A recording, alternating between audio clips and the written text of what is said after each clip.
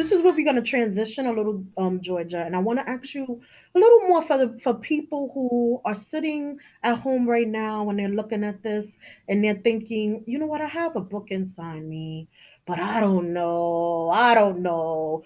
You know, Tawana J and Georgia Woodbine, they're sitting up here and they're talking about it like it seems like it could be easy, but I don't even know where to start. I don't know if anybody's going to want to even read my writing if I write something. And you know, you said something good. I want to go back a little bit in terms of you said that when you're writing stuff, you start to you think about you're writing from your heart. You're writing what's in you. But sometimes we think too much about what other people are going to think about our writing.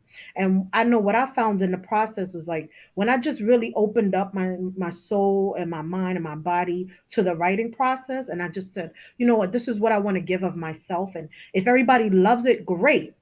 But if nobody likes it, that's fine too. I like my book. I'm like, because I knew that I really put my all into it in terms of being vulnerable. And I Right. think that a lot of people are afraid to be vulnerable, but it's in that moment of being vulnerable that we can have affect and effect on people.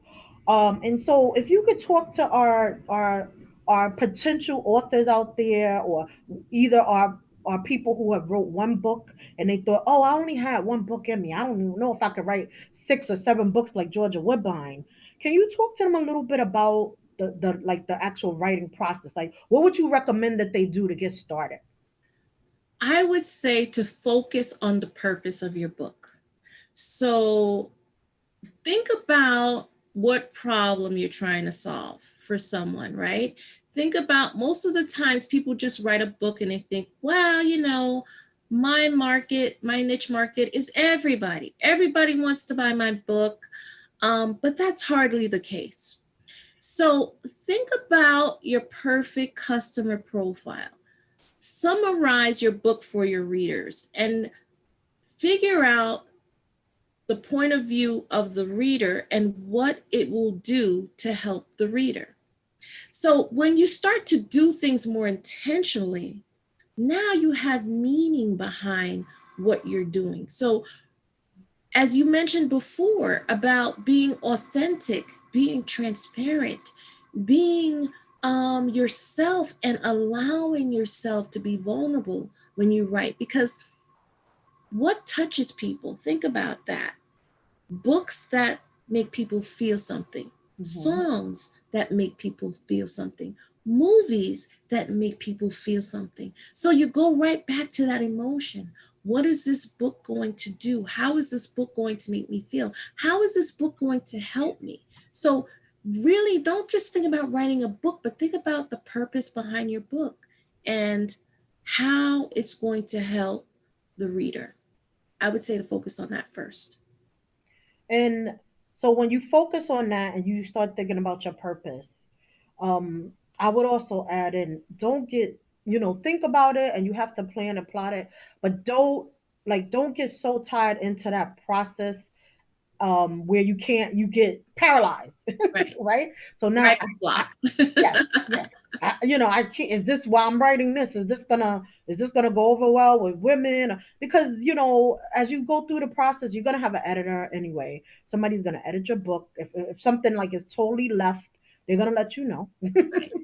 Right. um, you know, and I think that you wanna a part of it is like you said, you want to inspire, you want to solve a problem, you want to help somebody with your book, or you just want to tell your story. Hmm. You just want to tell your story, like what happened, what you had to go through to get to where you're at, Right. and what were some of the things that came up for you on your journey. Mm. And everybody has a story. Everybody has a story. Will everybody write a book? No. um, is that okay? Of course. But I think that if you want to write a book and if you're thinking about it, you can do it. And Georgia Woodbine not only has written a whole bunch of books, but she also will coach you through it. She has a coaching process that she does. I went through her coaching process to write my book. Do you want to tell us a little more about your coaching Sure, for your sure, book? absolutely. So, one of the things as a life coach is to teach people how to have that self discipline to decide, okay, if this is what I'm going to do, well, what are the action steps that I'm going to take to do this? And so I think that once you are open to the process of how this works, meaning, okay, I'm going to work on dedicating myself and making a commitment to follow through with this. I'm going to set a deadline and say, I want to have my book out by January, realistically, let's say 6 months from now. Or even you could write a book in 30 days, but that's actually my course, how to write a book in 30 days or less, because it all depends on what type of book you're writing. If you're writing a novel or something, of course, it's going to take longer, but it depends on what type of book. There's so many different types of books out there. There's self-help books. There's novels. There's, mysteries. I mean, whatever it is that fits you with how you're going to tell that story. So I think the first step is really to have self-discipline. As a life coach, I think that most people, like you said, they get caught up in the how and not the why. So you have to know why you're doing it. So your why is your purpose, your why is your motivation, your why is why you do what you do. Um, you have to be authentic, meaning share your truth. Don't compare yourself to everybody else that's out there, that's writing books, that's being a speaker, that's doing all this. What is making you authentic? And being transparent, and being not just transparent, but relatable. You know what I mean? You have to be relatable with your audience, and you have to allow others to feel what you felt and what you went through, and you have to take action steps to make your goals real. I think the biggest barrier for people is to actually set goals and then actually achieve those goals. But as you said, like with my one-on-one coaching, I also have an online course called How to Write a Book in 30 Days or Less, where I talk about the 7 key factors to writing fast, the process for organizing your thoughts, how to choose a winning title, which is very important, the tools that for setting goals and deadlines that work, and how, and most importantly, to tap into your passion. Tap into your passion, tap into something that makes you feel good, that makes you stay motivated to even want to write this book. I want to ask you, Georgia, one of the things that Shoot One Shot TV talks about is when you have that moment, right? I think that when we go on a journey and we're thinking about making whatever transition, or we may have a big decision we need to make in our life, or may need to do something, and we're just unsure about it.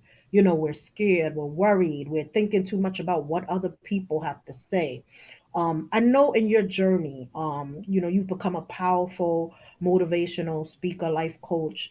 But it took a process to get there, and in that process, I want, you to share with our audience, maybe what we call shoot your shot moment that you had, where it was a moment during your journey where you had to make a decision, and it wasn't easy. You had to do something that wasn't easy, that took a lot of guts, that took a lot of kahuna, as they say. Could you share that with our audience? Sure, absolutely. Most people don't know this, but before I became a public speaker, I had a fear of speaking in public and in front of large groups of people. And once I confronted that fear of speaking in front of people, I realized that there was nothing that I couldn't overcome in my life. And what I did was I focused on things that I was passionate about, because when you're speaking on something that you know, that you've experienced, that you lived through, that you are passionate about, that's where your confidence comes from. And so I didn't understand all of that because I was just afraid to talk in front of a large group of people, and I had to confront that fear. So for me, that one shot moment was confronting my fear first, and then I remember when I got paid for my first speaking engagement. Now, that was a life changing experience for me. I realized that, wow, I had something of value to offer. People were actually paying me for something I love to do, which is talk. So when I got that first paycheck from speaking, I remember it was back in 2005. I got paid in an hour what I was making in a week. And I said to myself, wow, wow, this is life changing. And so for me, I think it was at that moment when I got paid that amount of money that I was working a 40-hour work week for. And I said, wow, I have the ability to do this. I have a gift, I have a talent. That was that moment that changed everything.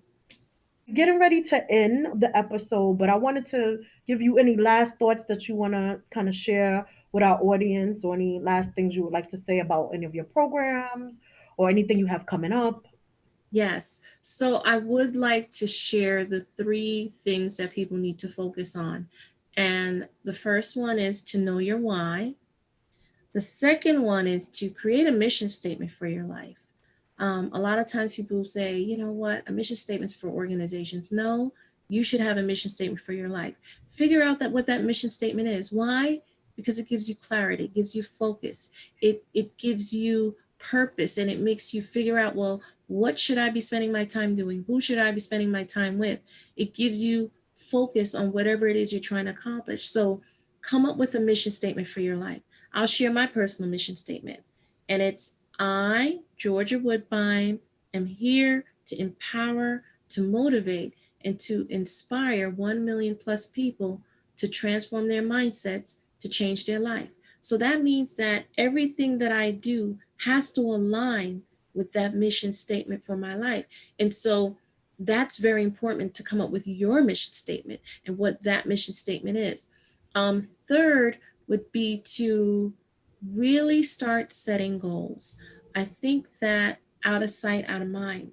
And I think that when you understand the power of writing things down, the power of having vision boards, the power of seeing things in front of you to help you materialize whatever it is that you're trying to create. Because sometimes we are creatures of habit. And if sometimes we don't see things, it becomes out of sight, out of mind. But sometimes when you have that in front of you, like a vision board or a goal sheet or something that you can look at every day to remind you, I have this goal. I need to achieve this goal. I have to make this happen. That it's reaffirming whatever it is you have to do. So, and I also want to share that they can go to my website, www.georgiawoodbine.com. If you go to my website, you put your name and your email in, I will be sharing with your audience the 5 secrets to turn your passion into profits. It's a free guide. Go to my website, put your name, put your email, and I will be sending that off to you. Well, thank you, Georgia. It has been insightful as it always is.